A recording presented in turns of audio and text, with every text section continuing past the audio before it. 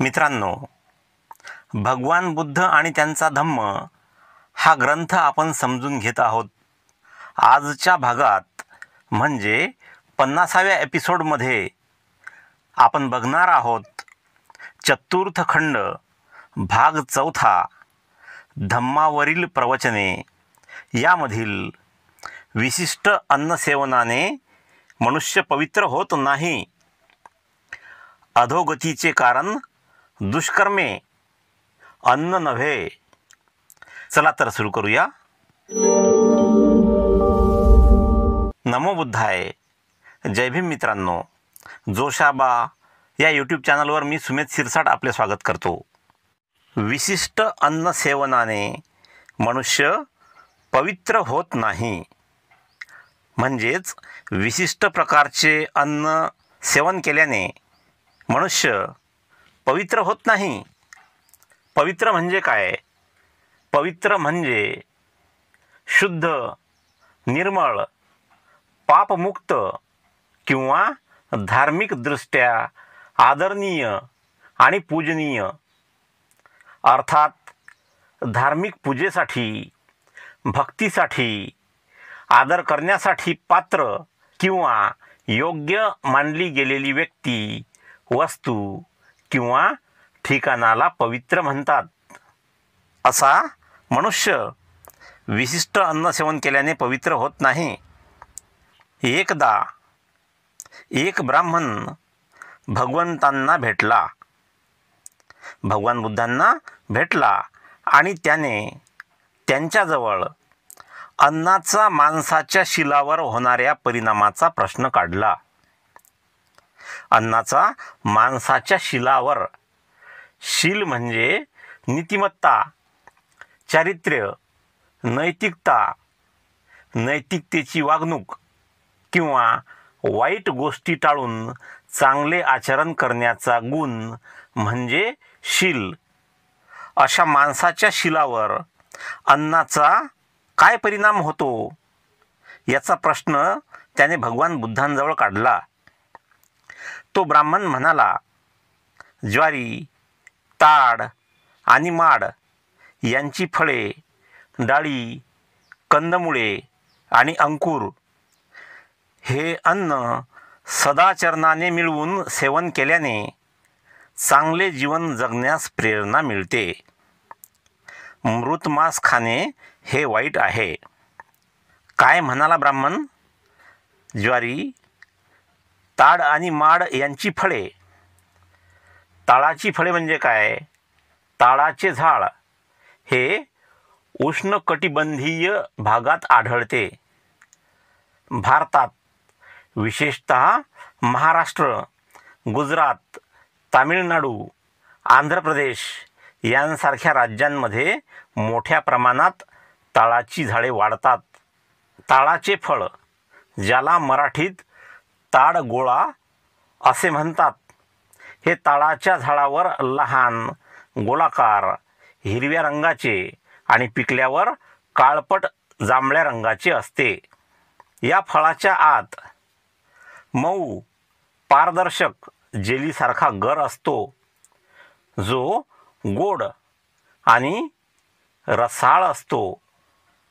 ताळगोळा म्हणजेच ताळाचे फळ हा व्हिटॅमिन ए, व्हिटॅमिन सी आणि खनिजे जसे कॅल्शियम, फॉस्फरस आणि पोटॅशियम यांनी समृद्ध आहे.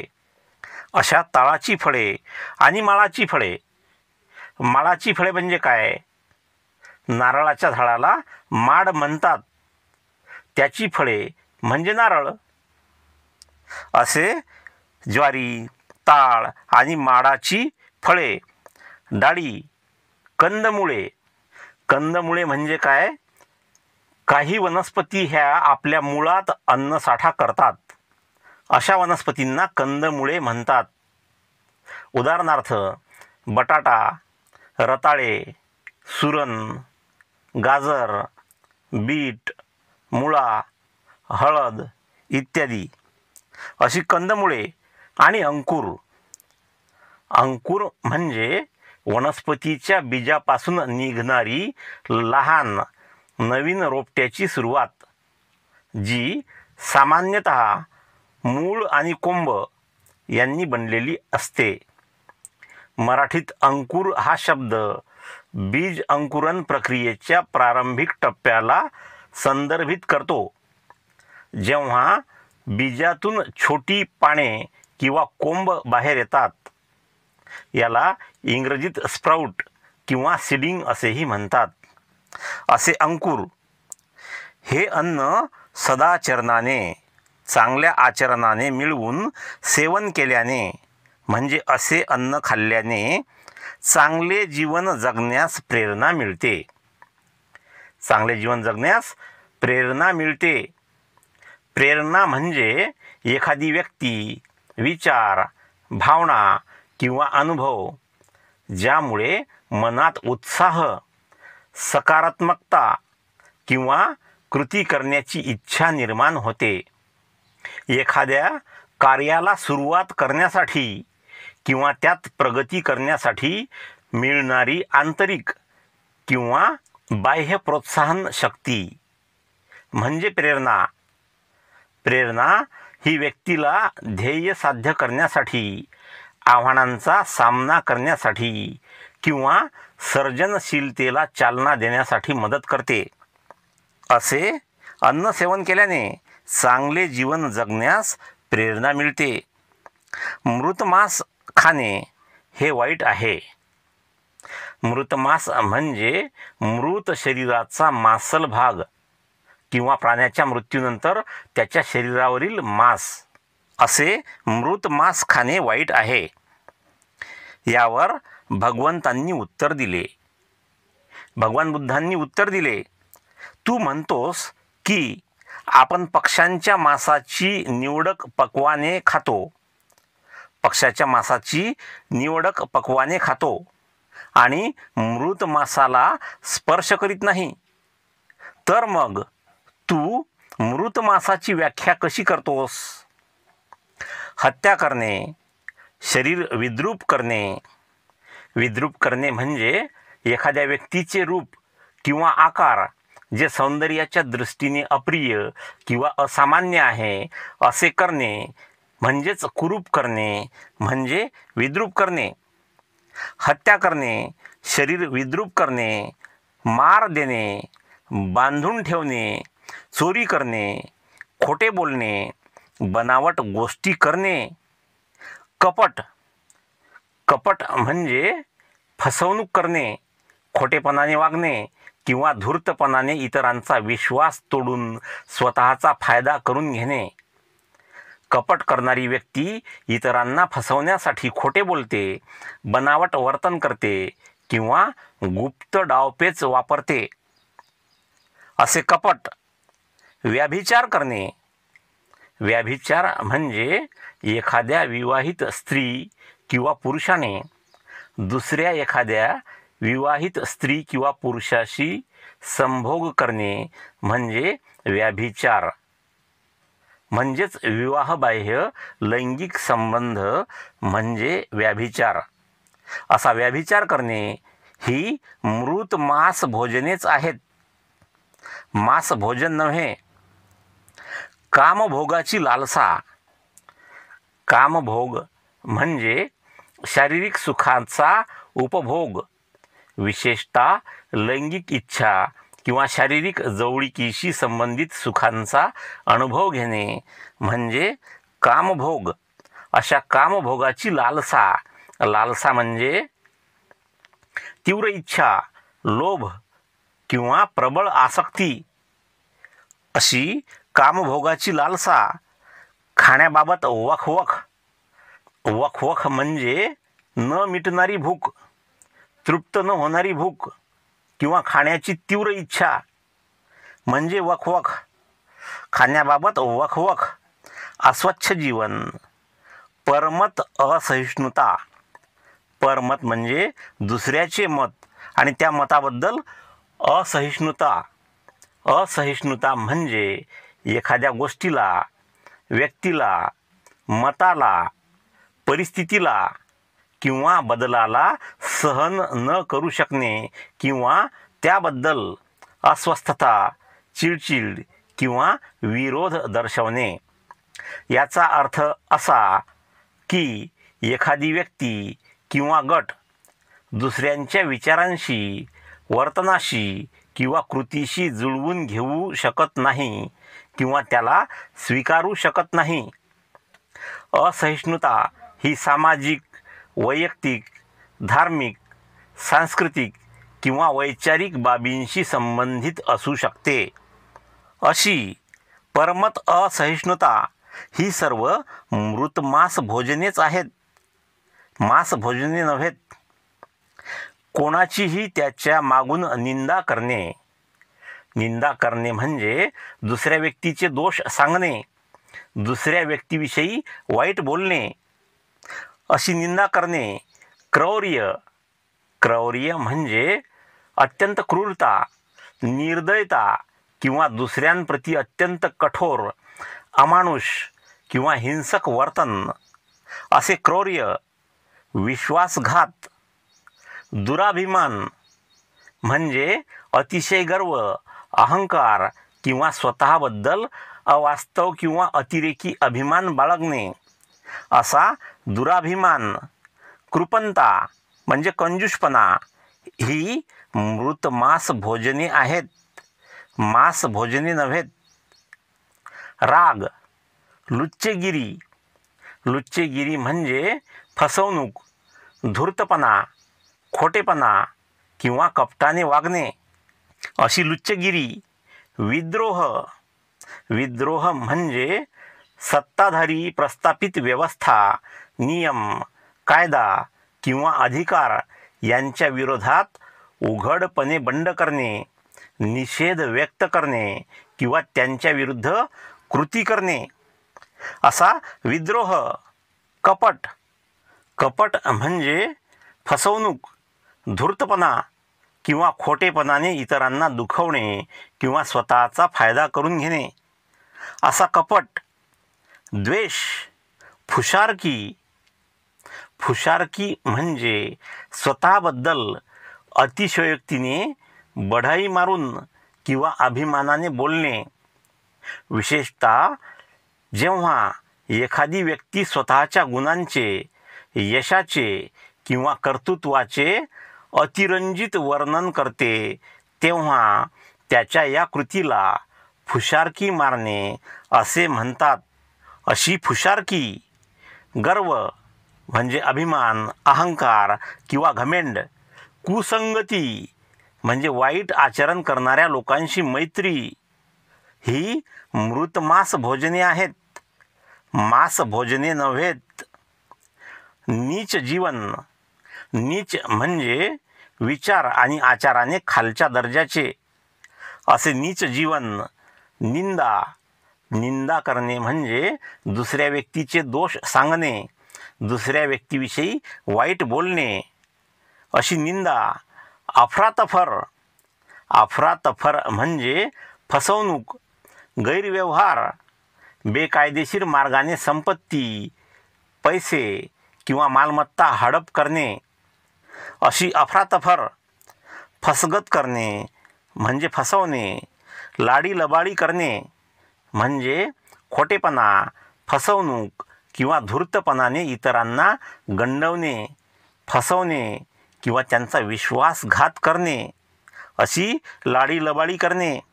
दुष्टपणे, दुष्टपणा म्हणजे दुष्ट किंवा नीच वृत्ती, जाणीवपूर्वक इतरांना हानी पोहोचवण्याची, दुखवण्याची किंवा त्यांच्यावर अन्याय करण्याची कृती किंवा स्वभाव म्हणजे दुष्टपणा। अशा दुष्टपणाने दुसऱ्याची दुष्कीर्ती करणे, दुष्कीर्ती करणे म्हणजे बदनामी करणे, ही मृत मांस भोजनेच आहेत, मांस भोजने नव्हेत। हत्येस, चौर्यकर्मास प्रवृत्त करणारे, चौर्यकर्म म्हणजे चोरी, अशा चोरीस प्रवृत्त करणारे सर्व अपराध शेवटी माणसाला नरकात ओढतात, ते सर्व मृत मांस भोजनेच आहेत, मांस भोजने नव्हेत। शंका घेणे, हाच ज्याचा स्वभाव, असा माणूस मांस मत्स्य सेवनापासून परावृत्त झाला. मांस मत्स्य सेवन म्हणजे मांस मच्छी यांच्या सेवनापासून परावृत्त झाला म्हणजे ते खाणे त्याने सोडले. परावृत्त होणे म्हणजे एखादी कृती करणे सोडून देणे किंवा विशिष्ट मार्गापासून दूर जाणे म्हणजे त्याने ते खाणे सोडले. वस्त्राचा त्याग करून दिगंबर अवस्थेत राहू लागला. दिगंबर म्हणजे काय? दिगंबर हा संस्कृत शब्द आहे ज्याचा शब्दशः अर्थ आहे दिशांनी आच्छादित. दिग म्हणजे दिशा आणि अंबर म्हणजे आच्छादित. दिशांनी आच्छादित म्हणजेच ज्याचे वस्त्र दिशा आहेत. ह्या ज्या सर्व दिशा आहेत ह्या दिशा ज्याचे वस्त्र आहे. हा शब्द प्रामुख्याने जैन धर्मातील एका संप्रदायाशी संबंधित आहे ज्यामध्ये साधू पूर्णपणे वस्त्रत्याग करतात आणि नग्न अवस्थेत राहतात कारण दिशा हेच त्यांचे वस्त्र आहे. थोडक्यात वस्त्रत्याग करून नग्न राहण्याची अवस्था म्हणजे दिगंबर अवस्था. अशा दिगंबर अवस्थेत राहू लागला. शिरावर जटा मुकुट वाढवू लागला. डोक्यावर जटा वाढवल्या किंवा शिरोमुंडन करू लागला. डोके साफ करू लागला मुंडन करून. वस्त्रांऐवजी कातडी परिधान करू लागला. कपडे अंगावर घालण्याऐवजी प्राण्यांची कातडी अंगावर परिधान करू लागला. यज्ञयाग करू लागला. यज्ञ म्हणजे काय? यज्ञ म्हणजे पुत्रप्राप्ती व्हावी, आरोग्यप्राप्ती व्हावी, दीर्घायुष्य प्राप्त व्हावे, ऐश्वर्यप्राप्ती, स्वर्गप्राप्ती इत्यादी फळांच्या आशेने देवतांना उद्देशून अग्नीमध्ये मंत्रासह आहुती अर्पण करण्याच्या धार्मिक कर्मकांडाला यज्ञ म्हणतात. देवतांच्या गरजा आणि माणसांच्या गरजा सारख्याच असतात असे समजून यज्ञामध्ये अर्पण केलेल्या वस्तू देवतेला पोहोचतात व देवता खुश होऊन यज्ञ करणाऱ्याला इच्छित फळाचा लाभ देतात. ही यज्ञामागची मूळ कल्पना आहे. असा तो यज्ञयाग करू लागला. पुण्यार्जनासाठी म्हणजे पुण्य मिळवण्यासाठी तपश्चर्येचा अवलंब करू लागला. तपश्चर्या म्हणजे आत्मशुद्धी, आध्यात्मिक प्रगती किंवा ईश्वर प्राप्तीसाठी स्वतःला कठोर शारीरिक, मानसिक आणि भावनिक अनुशासनात बांधणे. हा शब्द विशेषतः धार्मिक किंवा आध्यात्मिक संदर्भात वापरला जातो जिथे व्यक्ती सांसारिक सुखांचा त्याग करून उपवास, ध्यान, मौन, संयम किंवा इतर कठीण साधना करते. असा तपश्चर्या करू लागला. तीर्थात निमज्जन करू लागला. निमज्जन हा शब्द संस्कृतमधून आला आहे ज्याचा अर्थ अर्धवट बुडणे किंवा अंशतः जलमग्न होणे. हा शब्द वेगवेगळ्या संदर्भांमध्ये वापरला जाऊ शकतो परंतु तो विशेषतः धार्मिक, सांस्कृतिक किंवा प्रतिकात्मक अर्थाने वापरला जातो. असे तीर्थात निमज्जन करू लागला. आहुती देऊ लागला.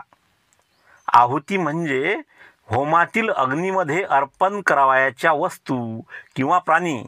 म्हणजेच होमामध्ये, यज्ञामध्ये तो ईश्वराच्या नावाने वस्तू किंवा प्राणी अर्पण करू लागला. अशी आहुती देऊ लागला किंवा दुसरेही क्रियाविधी करू लागला तरी तो कधीही पापरहित होऊ शकणार नाही. कोण? शंका घेणे हाच ज्याचा स्वभाव आहे असा व्यक्ती कधीही पापरहित होऊ शकणार नाही. आपल्या इंद्रियावर प्रभुत्व मिळवा. आपले इंद्रिय म्हणजे आपले अवयव, शरीराचे अवयव, त्यांवर प्रभुत्व मिळवा. प्रभुत्व मिळवणे म्हणजे एखाद्या विषयात, एखाद्या गोष्टीत, एखाद्या क्षेत्रात किंवा परिस्थितीवर पूर्ण नियंत्रण मिळवणे, वर्चस्व किंवा सत्ता मिळवणे. असे आपल्या इंद्रियावर प्रभुत्व मिळवा. आपल्या सामर्थ्याने म्हणजे आपल्या शक्तीने संयम करावयास शिका. संयम करणे म्हणजे नियंत्रण करणे. नियंत्रण करणे शिका. सत्याची कास धरा. कास धरा म्हणजे काय? एखादी गोष्ट मान्य करणे, एखाद्या गोष्टीबरोबर जाणे, विशिष्ट मार्गाचा अवलंब करणे म्हणजे कास धरणे. म्हणजेच सत्याच्या मार्गाचा अवलंब करा आणि करुणामय व्हा. करुणामय म्हणजे काय? करुणा म्हणजे सर्व प्राणीमात्रांना वेदनेपासून, दुःखापासून मुक्त करण्याची माणसाच्या मनातील इच्छा म्हणजे करुणा. थोडक्यात सर्व प्राणीमात्रांविषयीची दयाभावना. आणि अशा दयाभावनेने युक्त म्हणजेच करुणामय. असे करुणामय व्हा. जो सत्पुरुष सर्व बंधनांचा त्याग करून दुःखावर विजय मिळवितो, त्याने काहीही ऐकले, पाहिले तरी त्याला दोष लागत नाही.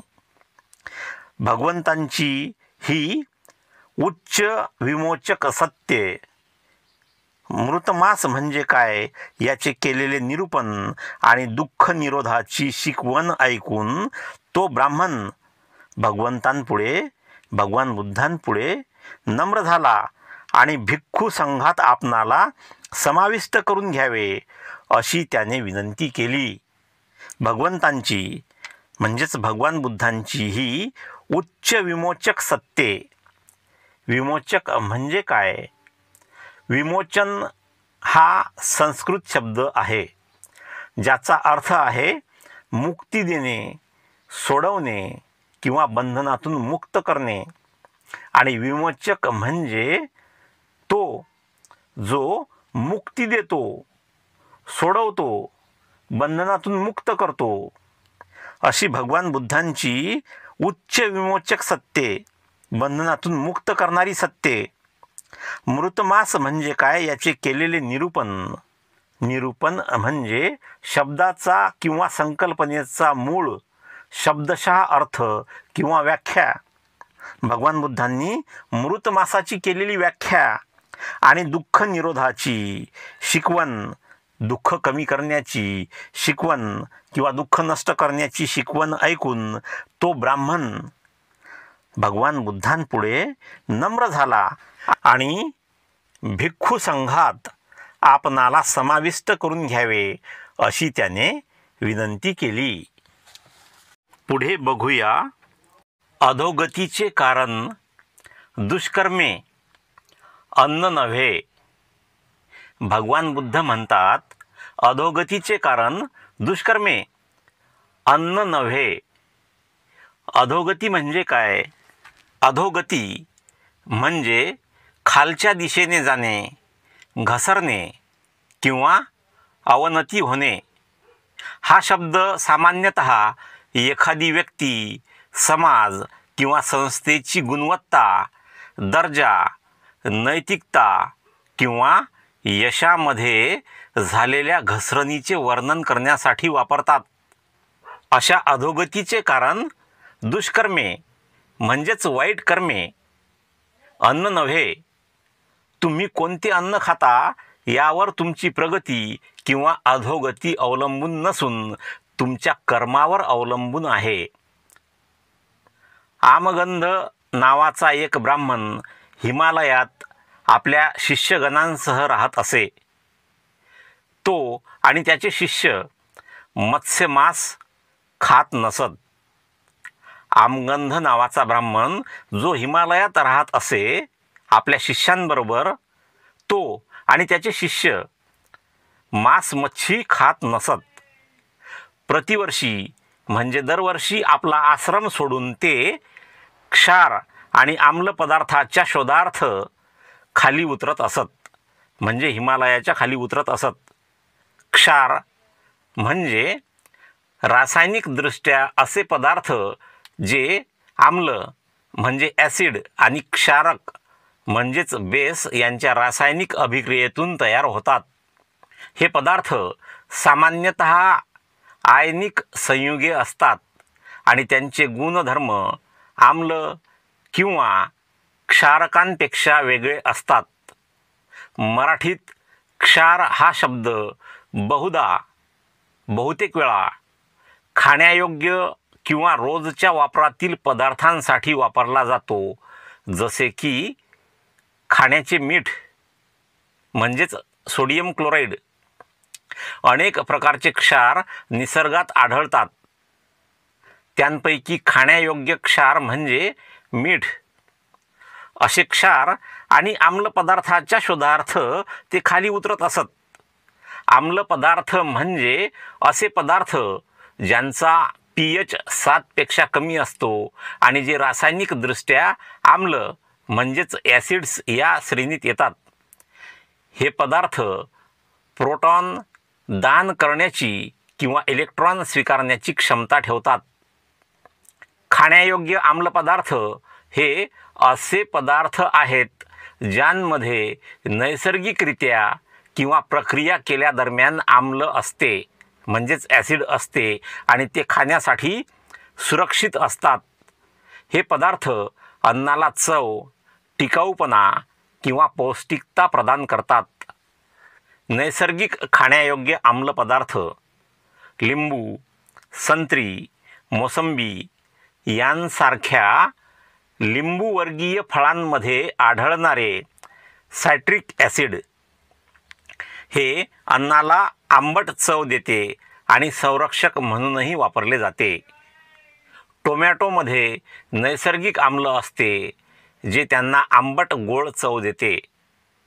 दह्यामध्ये लॅक्टिक ॲसिड असते जे दुधातील लॅक्टोबॅसिलस जीवाणूंमुळे तयार होते. सिरका हा आंबवलेल्या फळांपासून बनतो आणि त्यात ॲसिटिक ॲसिड असते. असे आम्ल पदार्थ आणि क्षार पदार्थांच्या शोधार्थ ते खाली उतरत असत.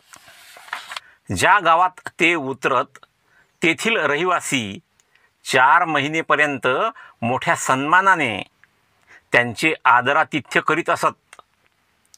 एकदा भगवंतांनी त्या गावाला भेट दिली. भगवान बुद्धांनी त्या गावाला भेट दिली. भगवंतांचे धम्मनिरूपण ऐकून ते गावकरी त्यांचे श्रावक बनले. भगवान बुद्धांचे धम्मनिरूपण ऐकून, धम्मनिरूपण म्हणजे धम्माचे निरूपण आणि निरूपण म्हणजे शब्दाचा किंवा संकल्पनेचा मूळ शब्दशः अर्थ किंवा व्याख्या. म्हणजेच भगवान बुद्धांनी धम्माची केलेली व्याख्या ऐकून ते गावकरी त्यांचे श्रावक बनले. श्रावक म्हणजे ऐकणारे. त्या वर्षी आमगंध आणि शिष्यगण प्रतिवर्षाप्रमाणे म्हणजे दरवर्षाप्रमाणे त्या गावात आले असताना ग्रामवासियांनी, गावकऱ्यांनी त्यांच्या संबंधी फारसा उत्साह दाखविला नाही. दरवर्षी ते गावकरी जसे आमगंध आणि त्यांच्या शिष्यांचे सन्मानाने आदरातिथ्य करीत असत, उत्साहाने आदरातिथ्य करीत असत, असा उत्साह त्यांना यावेळी दिसला नाही. भगवंत मत्स्य मासाच्या सेवनाचा निषेध करीत नाहीत हे ऐकून तो खिन्न झाला. कोण? आमगंध. भगवान बुद्ध मत्स्य मासाच्या सेवनाचा निषेध करीत नाहीत. मांस मच्छी खाण्याचा निषेध म्हणजे विरोध करीत नाहीत हे ऐकून तो आमगंध खिन्न झाला, दुःखी झाला. या गोष्टीचे खरे खोटे करून घेण्यासाठी श्रावस्ती येथे जेतवनात भगवंत राहत होते. तेथे त्यांच्याकडे जाऊन तो म्हणाला, म्हणजे खरोखरच भगवान बुद्ध मांस मच्छी खाण्याला विरोध करतात किंवा नाही या गोष्टीचे खरे खोटे करून घेण्यासाठी तो आमगंध श्रावस्ती येथे जेतवनात जेथे भगवान बुद्ध राहत होते तेथे त्यांच्याकडे जाऊन तो म्हणाला, जे बाजरी, चिंगुलाचे दाणे, चिंगुलाचे दाणे म्हणजे चिंचेचे दाणे, चिंचेच्या फळाच्या आत असलेले दाणे जे कठीण, चमकदार आणि काळ्या तपकिरी रंगाचे असतात. त्यांचा आकार लहान, सपाट आणि अंडाकृती असतो. चिंगुलाचे दाणे प्रथिने, तंतुमय पदार्थ आणि खनिजे यांचा चांगला स्रोत आहेत. आपल्याकडे त्याला चिंचोके असे सुद्धा म्हणतात. असे चिंगुलाचे दाणे, वाटाणे, खाद्य, पालेभाजी आणि कंद, कोणत्याही वेलीची फळे ही सुमार्गाने म्हणजेच चांगल्या मार्गाने मिळवून सेवन करतात. ते आपल्या सुखासाठी असत्य भाषण करीत नाहीत. जे लोक हे सर्व सुमार्गाने चांगल्या मार्गाने मिळवून सेवन करतात म्हणजेच खातात, ते आपल्या सुखासाठी असत्य भाषण करीत नाहीत म्हणजेच खोटे बोलत नाहीत. परंतु तू तर, आमगंध भगवान बुद्धांना म्हणाला, परंतु तू तर लोक जे काही देतात असे चांगल्या प्रकारचे शिजविलेले, माल मसाला लावलेले, स्वच्छ आणि उत्कृष्ट अन्न खातोस. जो कोणी तांदळाचे असले बनविलेले पदार्थ खातो तो आमगंध खातो. आता आमगंध म्हणजे काय?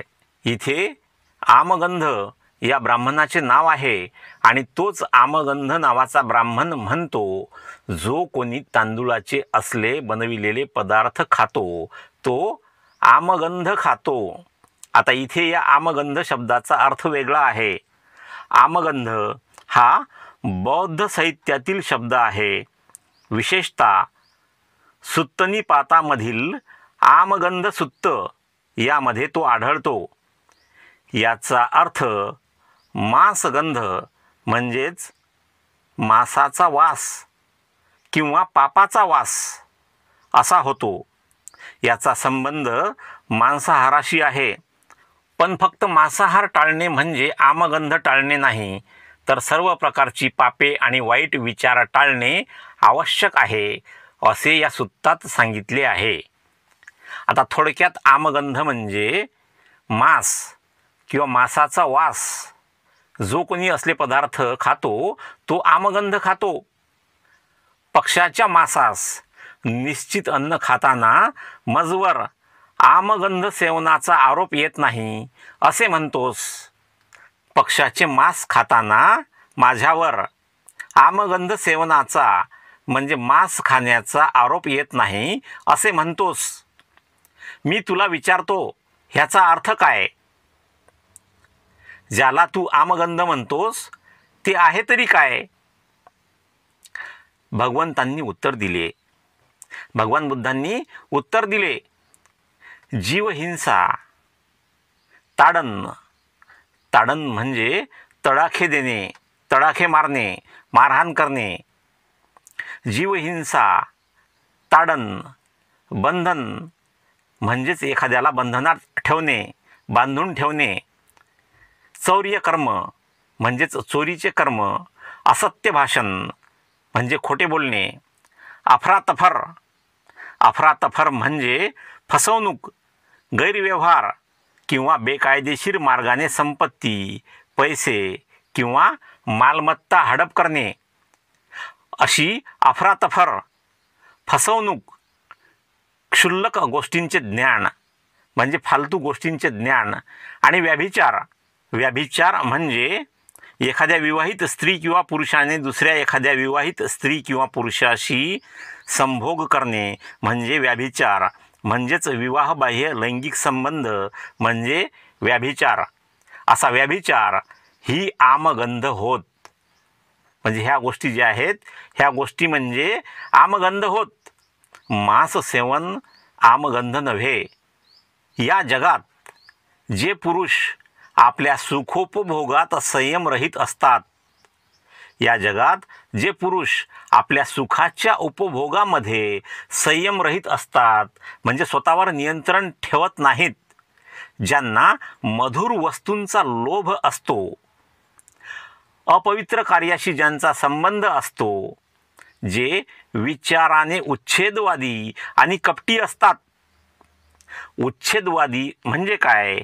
उच्छेद करणे म्हणजे पुन्हा वाढणार नाही अशा रीतीने नष्ट करणे आणि संस्थापित व्यवस्था, परंपरा, धर्म किंवा सामाजिक नियमांचा पूर्ण नाश किंवा उच्छेद व्हावा अशी विचारसरणी ठेवणाऱ्या व्यक्तीला उच्छेदवादी म्हणतात. याचा अर्थ असा की उच्छेदवादी व्यक्ती विद्यमान व्यवस्थेला मुळापासून नष्ट करून नवीन व्यवस्था निर्माण करण्याचा पुरस्कार करते. असे जे विचाराने उच्छेदवादी आणि कपटी असतात. कपटी म्हणजे काय? कपट म्हणजे फसवणूक, धूर्तपणा किंवा खोटेपणाने इतरांना दुखवणे किंवा स्वतःचा फायदा करून घेणे आणि असे करणारी व्यक्ती म्हणजे कपटी. असे जे विचाराने उच्छेदवादी आणि कपटी असतात, ज्याची वागणूक समजायला कठीण असते, ते आमगंध असतात. मांस सेवनाने त्यांना आमगंधाचा दोष लागत नाही. या जगात जे उद्धट, कर्कश, निंदाप्रिय, विश्वासघातकी, निर्दय, अतिशय अहंकारी आणि अनुदार असतात. या जगात जे उद्धट म्हणजे इतरांशी वागताना किंवा बोलताना सौजन्य न दाखवता दुसऱ्याला कमी लेखून असभ्यपणे, उर्मटपणे वागणारी किंवा बोलणारी व्यक्ती म्हणजेच उद्धट. कर्कश म्हणजे काय? कर्कश हा शब्द प्रामुख्याने असा आवाज दर्शवतो जो ऐकायला अप्रिय, तीक्ष्ण किंवा कठोर वाटतो. एखादी व्यक्ती ती रुक्ष, कठोर किंवा अप्रिय वागणूक करणारी असेल तर ती व्यक्ती कर्कश आहे असे म्हणतात. या जगात जे उद्धट, कर्कश, निंदाप्रिय, ज्यांना निंदा आवडते असे, विश्वासघातकी, निर्दय, जे दया दाखवत नाहीत, अतिशय अहंकारी आणि अनुदार असतात. अनुदार म्हणजे काय? उदार म्हणजे मोठ्या मनाचा, दानशूर, सहनशील किंवा खुल्या हाताने दान देणारा. उदार व्यक्ती ही सौजन्यशील, परोपकारी आणि इतरांच्या भल्याचा विचार करणारी असते. याच्या उलट अनुदार म्हणजे छोट्या किंवा संकुचित मनाचा, सहनशीलता नसलेला, दान न करणारा, सौजन्यहीन, परोपकार न करणारा, इतरांच्या भल्याचा विचार न करणारा म्हणजे अनुदार. असे जे अनुदार असतात आणि दुसऱ्यांना काहीच देत नाहीत, ते लोक आमगंध दोषाने युक्त होत. मांसाशनाने म्हणजे मांस खाण्याने, मांसाहार करण्याने मनुष्य आमगंध दोषयुक्त होत नाही. मांस खाल्ल्याने माणसाला आमगंधाचा दोष लागत नाही. राग, गर्व, हटवादीपणा. हटवादी म्हणजे हट्टी, आग्रही किंवा आपल्या मतावर ठाम राहणारा.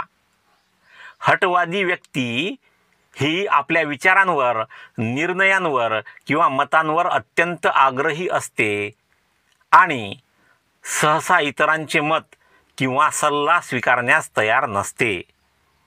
असा हटवादीपणा शत्रुत्व, कपट म्हणजे फसवणूक, धूर्तपणा किंवा खोटेपणाने इतरांना दुखवणे किंवा स्वतःचा फायदा करून घेणे. असे कपट, द्वेष, फुशारकी मारणे म्हणजे स्वतःबद्दल अतिशयोक्तीने, बढाई मारून किंवा अभिमानाने बोलणे. विशेषतः जेव्हा एखादी व्यक्ती स्वतःच्या गुणांचे, यशाचे किंवा कर्तृत्वाचे अतिरंजित वर्णन करते तेव्हा त्याच्या या कृतीला फुशारकी मारणे असे म्हणतात. अशी फुशारकी मारणे, आत्यंतिक अहंकार, खूप मोठा गर्व, पापी मनुष्याची संगत यांच्या योगाने मनुष्याला आमगंधाचा दोष जळतो. मांसाशनाने नव्हे म्हणजे मांस खाल्ल्याने मनुष्याला आमगंधाचा दोष लागत नाही. ज्यांची नीती वाईट आहे, नियत वाईट आहे, जे घेतलेले कर्ज देण्याचे नाकारतात, जे निंदा करीत असतात, आपल्या व्यवहारात जे लुच्चेगिरीने वागतात. लुच्चेगिरी म्हणजे फसवणूक, धूर्तपणा, खोटेपणा किंवा कपटाने वागणे. असे जे लुच्चेगिरीने वागतात, जे ढोंगीपणा करतात. ढोंगीपणा म्हणजे खरे हेतू लपवून दुसऱ्यांना फसवण्यासाठी बनावट वर्तन करणे. ढोंगी व्यक्ती ही बाहेरून काहीतरी दाखवते, पण तिचे मनातले विचार किंवा हेतू वेगळे असतात. असा जे ढोंगीपणा करतात, अशी दुष्कृत्य करणारी नीच माणसे ही आमगंध दोषाने युक्त होत. मांसाशनाने आमगंध दोष लागत नाही, मांस खाल्ल्याने आमगंधाचा दोष लागत नाही. जी माणसे सजीव प्राण्यांशी संयम राखून वागत नाहीत, म्हणजे सजीव प्राण्यांशी चांगली वागत नाहीत, जे परधन म्हणजे दुसऱ्याच्या मालकीचे धन हिरावून म्हणजेच हिसकावून परपीडा करावयास सदैव सिद्ध असतात. परपीडा म्हणजे दुसऱ्यांना त्रास देण्यास, परपीडा करावयास सदैव नेहमी सिद्ध असतात. नेहमी असे वाईट वागण्यास ते तयार असतात. जे अनितिमान म्हणजे नीतीने न वागणारे, क्रूर, कर्कश असतात आणि दुसऱ्याचा उपमर्द करण्याची ज्यांची वृत्ती असते. उपमर्द म्हणजे त्रास देणे, अपमान करणे, म्हणजेच दुसऱ्यांना त्रास देण्याची, दुसऱ्यांचा अपमान करण्याची ज्यांची वृत्ती असते, म्हणजे ज्यांचा स्वभाव असते, ते सर्व आमगंध दोषयुक्त होत. म्हणजे हे सर्व, या सर्वांना आमगंधाचा दोष लागतो. हे सर्व आमगंध दोषाने युक्त आहेत. मांसाशनाने म्हणजे मांस खाल्ल्याने आमगंध दोष जडत नाही. जे लोभाने, लोभ म्हणजे हाव, अशा हवेने अथवा शत्रुत्वाने सजीव प्राण्यावर छापा घालतात. छापा घालणे म्हणजे अनपेक्षित हल्ला करणे, अनपेक्षित आक्रमण करणे, असा छापा घालतात. ते सदैव म्हणजे ते नेहमी दुर्बुद्धीने म्हणजेच वाईट बुद्धीने प्रेरित झाल्यामुळे मरणोत्तर म्हणजे मरणानंतर अंधारात सापडतात आणि नरकात कोसळतात. ते आमगंधी होत, म्हणजे त्यांनाच आमगंधाचा दोष लागतो. मांसाशनाने म्हणजेच मांस खाल्ल्याने आमगंधाचा दोष जडत नाही. मत्स्य मांस सेवनापासून परावृत्ती म्हणजेच मच्छी आणि मांस खाण्यापासून परावृत्ती म्हणजे ते सोडून देणे. नग्नता, शिरोमुंडन, जटा, सर्वांगी भस्मार्चन. सर्वांगी भस्मार्चन म्हणजे संपूर्ण शरीरावर भस्म म्हणजेच विभूती लावून देवाची पूजा किंवा उपासना करणे. हा एक विशेष धार्मिक विधी आहे, जो विशेषतः शिवभक्तांमध्ये प्रचलित आहे.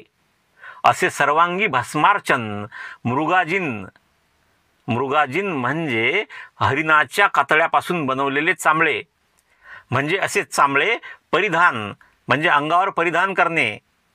अहिताग्नी व्रत, अहिताग्नी व्रत म्हणजे अग्नीच्या साहाय्याने केले जाणारे धार्मिक व्रत किंवा कृती, ज्यामध्ये अग्नी म्हणजेच होम आणि विशिष्ट नियमांचे पालन यांचा समावेश होतो.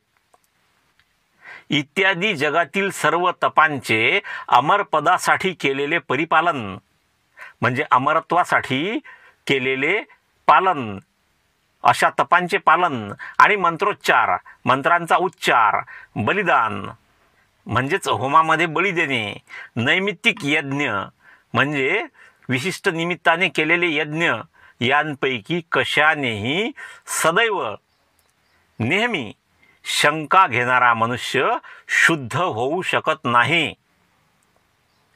ज्याने आपली इंद्रिये जिंकली आहेत, आपल्या शरीराची अवयव ज्याने जिंकली आहेत, जो त्यांचा संयम करतो म्हणजे जो त्यांना नियंत्रणात ठेवतो, जो इंद्रियांना नियंत्रणात ठेवतो, जो धर्मनिरत आहे.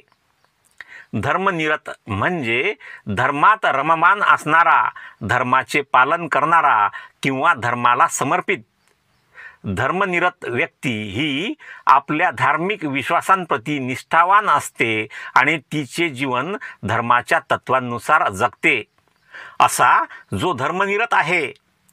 सरळपणा, मार्दव. मार्दव म्हणजे कोमलता, सौम्यता, नम्रता किंवा मृदुता. यात ज्याला आनंद वाटतो, ज्याच्या ठिकाणी विषयासक्ती नाही. विषयासक्ती म्हणजे काय? विषय याचा अर्थ इंद्रिय सुख किंवा सांसारिक गोष्टी, आणि आसक्ती याचा अर्थ त्या गोष्टींमध्ये गुंतणे, त्यांच्याप्रती लालसा ठेवणे. थोडक्यात विषयासक्ती म्हणजे भौतिक सुख, इंद्रिय सुख किंवा सांसारिक गोष्टींमध्ये अतिरिक्त रस घेणे आणि त्यात रममान होणे म्हणजे विषयासक्ती. ज्याच्या ठिकाणी विषयासक्ती नाही, जो आसक्त नाही सुखांसाठी, ज्याने दुःख निरोध केला आहे, ज्याने दुःखाचा विरोध केला आहे, ज्याने दुःख कमी केले आहे, तो सुज्ञ मनुष्य म्हणजेच हुशार मनुष्य, जे पाहतो किंवा ऐकतो त्यांपैकी कशाच्याही आहारी जात नाही. आमगंधाचा दोष दुष्कृत्यामुळे जळतो, वाईट कृत्यामुळे, वाईट कर्मांमुळे जळतो. मत्स्य मासाच्या सेवनाने नव्हे. मांस मच्छीच्या खाण्याने आमगंधाचा दोष जडत नाही. व्हिडिओमध्ये पुढे जाण्या अगोदर मित्रांनो, आपणास विनंती आहे की जोशाबा या चॅनलच्या माध्यमातून आपल्या महापुरुषांच्या विचारांचा तसेच बौद्ध धम्माचा प्रचार आणि प्रसार व्हावा असे आपल्याला वाटत असल्यास कृपया ज्यांनी अद्याप सबस्क्राईब केले नसेल त्यांनी लगेच सबस्क्राईब करून बेल आयकॉनला ऑलवर सेट करा. तसेच प्रत्येक व्हिडिओला लाईक शेअर करून कमेंट बॉक्समध्ये कमेंट लिहिणे हे चॅनलच्या वाढीसाठी आवश्यक आहे. ते सर्व मोफत आहे, त्याला पैसे पडत नाहीत. म्हणून हे काम कृपया आत्ताच करा, नंतर पाहता पाहता आपण विसरून जातो. आणि त्याशिवाय शक्य झाल्यास या बारकोड किंवा मोबाईल नंबरचा वापर करून आपण चॅनलला आर्थिक मदतसुद्धा करू शकता. भेटूया पुढील व्हिडिओमध्ये आणि तोपर्यंत जय भीम, जय भारत.